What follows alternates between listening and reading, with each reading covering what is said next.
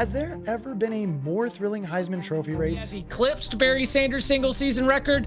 Well, then I think that's when we're going to go back to the idea that Heisman voters understand their place in preserving history. And when you have a single season performance like Jeanty might have and is on pace to have, then that's going to be something that you are going to, pay homage to likely with your Heisman ballot. I mean, as per usual, we have a few quarterbacks in the mix, but the two standout stars getting all the buzz are the players with truly unique resumes who do not play the sport's most important position. In Ashton Jeanty and Travis Hunter, college football fans are being treated to jaw-dropping performances every single week, with both players seemingly doing the impossible. The question is though, can anyone truly be in the race? And which of these two superstars is most worthy of college football's biggest individual prize?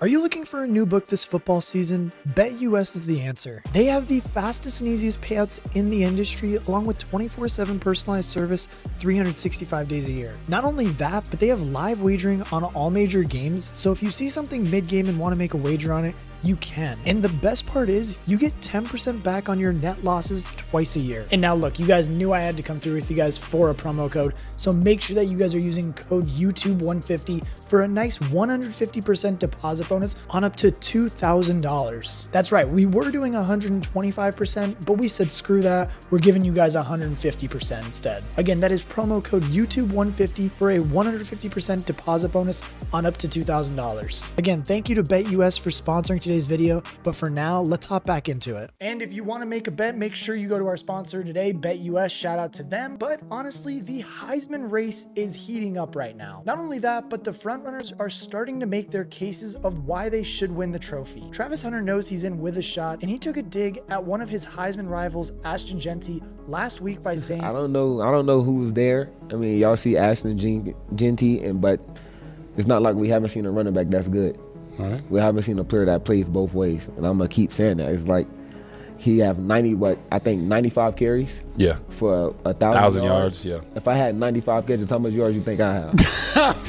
Okay. So I'm trying to tell him, like, if I had 95 targets on defense, what you think I'll have? Right. Oh. If I had 95 catches on offense, what you think I'll have? So I try to tell you, like, he got double the touches I got on the offensive side of the ball, and I still have defensive stats that's still crazy, and we only in week 6. I mean, honestly, he does make a good point. Over 40 running backs have won the award in history. But I mean, to just describe Ashton Jeanty and how he is a running back as just some ordinary running back is just downright wrong, because the dude is insane. The beast from the Boise State Broncos is undoubtedly one of the biggest storylines from this brilliant college football season so far, and if he can stay healthy, he's going to make more than just storylines. And to really understand this, we're going to start with the numbers to really dive into just how good Ashton Jeanty is. After just 6 games played, Ashton Jeanty has racked up an insane 1,248 rushing yards and 17 touchdowns. On a per game basis, that's an average of 208 yards and 2.8 touchdowns per game on the ground. On top of this, the team's starting quarterback Maddox Mason has only passed for 25 more yards than Jeanty has ran for. Like, I think genuinely that's what you call putting the team on your back.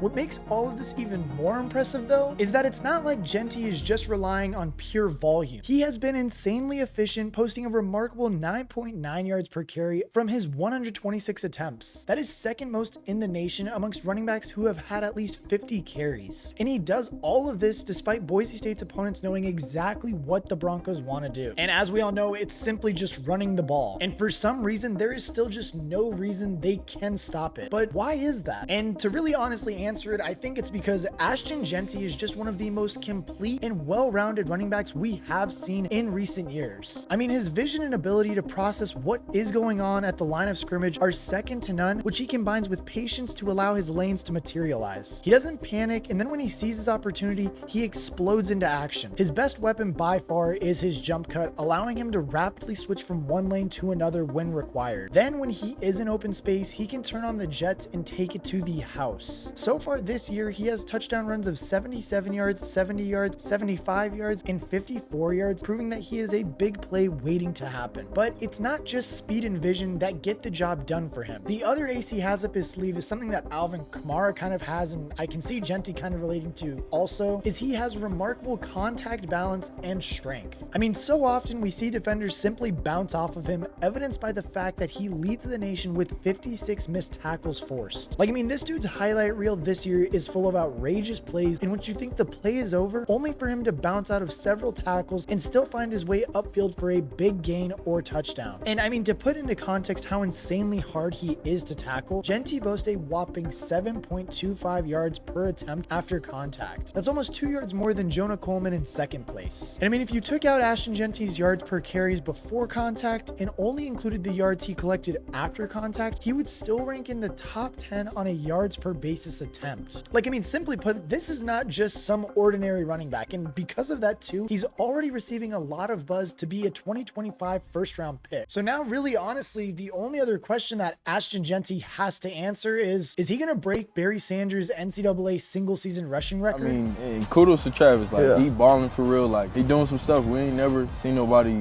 do. Personally, I don't take no offense to it. Like, he just speaking his opinion. You know, everybody got an opinion. For me, is what I've been doing has been done in 36, 37 years. Long time. So that's something special. If I keep that up and, you know, break a record that's been around for 36 years, then I feel like you can't really compete with that. You know what I'm saying? Like, If the Heisman Trophy was to be awarded today, who you think winning it? You or Travis Hunter? me for sure. You know, I gotta say me. Travis balling, bruh. He is balling, but I just feel like what I'm doing is it's just too special.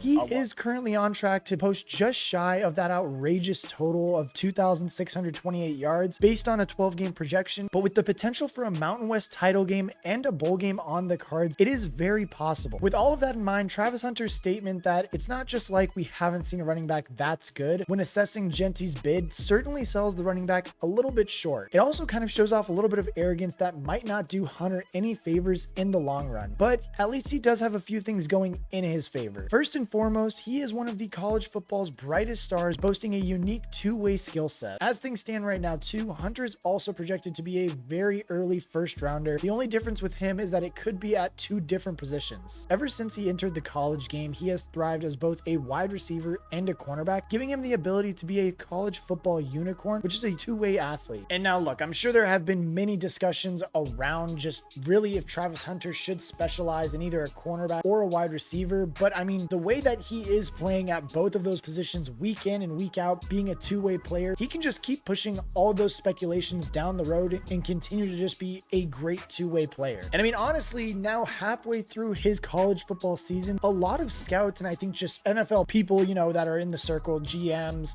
head coaches, all of that are actually like really wondering if this dude can be a legitimate two-way player in the NFL. Like, I mean, as crazy as this sounds, in 2023, he played an incredible 1,044 snaps, including 452 on offense and 592 on defense. In doing so, he amassed 720 receiving yards, which was 15th most in the Pac-12, and 5 touchdowns, in addition to posting 31 tackles, 2 tackles for loss, 3 interceptions, and 5 pass breakups as a cornerback. This produced an overall defensive PFF rating of 74.8 and an offensive rating of 77.6. Like, I mean, straight up, that is what you call all-around production. And what's even more impressive is that those PFF ratings have increased in 2024 to 83.1 on defense and 80.8 on offense. Like, I mean, this dude for real is just doing the impossible and is not only delivering at a high level, but somehow improving all the time also. But yet again, the biggest question is really going to be, can he sustain this type of play going forward into the NFL, and especially with the just amount of toll that it takes on your body in the NFL, just because guys are bigger, stronger, and faster. And I mean, it may be the NFL is where he finally has to commit one or the other, but we would be silly to rule it out already considering what he has done so far. In 7 games this season, Hunter has produced 604 yards and 5 touchdowns, despite seeing significantly reduced playing time in 1 game because of injury. He started the season red hot by passing the 100-yard mark in each of his first first 4 games and corralling 5 touchdowns at the same time. He is a fluid mover with quick feet and very good change of direction ability, suggesting that he should be able to dominate on a full route tree in the pro game. And yes, while he is a little bit slender, weighing just 185 pounds, he has already proven his ability as a contested catch guy. I mean, take his sensational touchdown grab against North Dakota State as an example, in which he fought through contact and caught the ball away from his body, all while falling to the ground. Like, he is a very talented receiver for sure, worthy of a first-round pick at the position alone, but the elite hands that allowed him to come down with that incredible touchdown grab against the Bisons are also what make him such an enticing prospect at cornerback. He would instantly become one of the most dangerous cornerbacks to target as soon as he enters the NFL because of his hand-eye coordination and catching ability are simply not often seen among defensive backs. On top of this too, he has fantastic football instincts and is regularly able to anticipate what the quarterback is thinking of doing and beat him to it. Like, he is a big play hunter, evidenced by his crucial interception against UCF, which showed off his immense football IQ, explosiveness, and yet again, great hands. When you add in his clutch forced fumble in overtime against Baylor, you have an elite all-around game-breaking talent on the defensive side of the ball. The Colorado Buffaloes boast 5 wins after their first 7 games, having already matched their best record since the 2017 season. They have their eyes on much more though, and Travis Hunter is a big reason why. His 604 yards and 6 receiving touchdowns on offense, in addition to 18 tackles, 2 interceptions, 1 forced fumble, and 1 pass breakup on defense, make him one of the most valuable players in the nation. That certainly sounds like Heisman Trophy material to me. And look, I think it's safe to say that there is no doubt that these are some of the greatest or just some of the best just all-around Heisman candidates we have seen in recency. Like, I mean, especially when you consider that both of these guys are just leading their teams into just honestly just being better teams that we haven't seen from Boise State or Colorado in past years. But I think the main question that everybody keeps asking is, how do you pick a winner? I mean, on one side, you have the most dangerous running back in the nation who barrels his way through stacked boxes as the engine of the offense, going up against teams who know what's about to happen but can do nothing to stop it. And then on the other side, you have a footballing unicorn, somebody who is truly making game-changing plays as both a wide receiver and a cornerback, whether it's scorching the team for 132 yards and 3 touchdowns or delivering a crucial game-winning forced fumble on defense. For Jeanty, his Heisman Trophy bid can be critiqued for coming against significantly weaker opponents,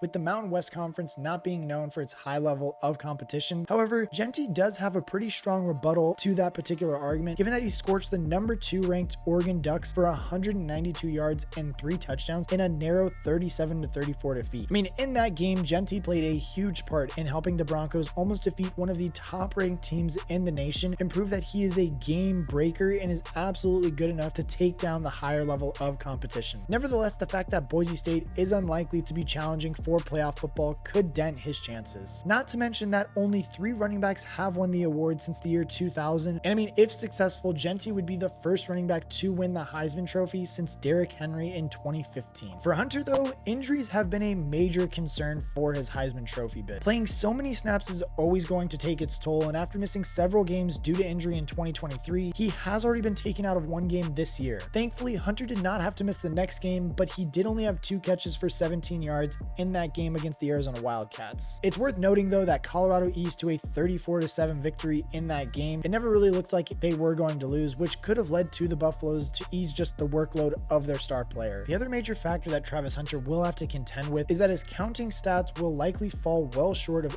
any other nation's leader at both receiver and cornerback. Obviously, this is because he's in that unique position of playing both positions, which in itself is making pretty much why he is in the running. But when you have wide receivers like McMillan posting single game stat lines of 10 receptions for 304 yards and 4 touchdowns, it creates the opportunity for Hunter's numbers to get lost a bit. Of course, the biggest challenge that both of these guys face in Jeanty and Hunter that they just honestly have no control over is the fact that neither of them are quarterbacks, which is pretty much what has won this award for the past decade or so. Like, I mean, not only is the quarterback the most important position in the sport, but they have won 7 of the last 8 Heisman Trophy awards. The only non-quarterback to win the award since 2016 is Devonta Smith, who posted an outrageous 1,856 receiving yards and 23 touchdowns for a highly ranked contending Alabama team that went on to win the national championship. Like, I mean, that is a campaign that truly ticks all of the boxes and shows exactly what Jeanty and Hunter have got to match if they are going to beat a quarterback quarterback to this prestigious award. But with Jeanty potentially on track to break Barry Sanders' single season all-time NCAA record for rushing yards and Travis Hunter doing something that the sport has never seen before, you have to feel that they are in with a good shot. It is one of the most unique and thrilling races for the Heisman Trophy that we have ever seen, which truly means that the second half of the 2024 college football season is going to truly be box office entertainment. The question is though, who do you have your money on?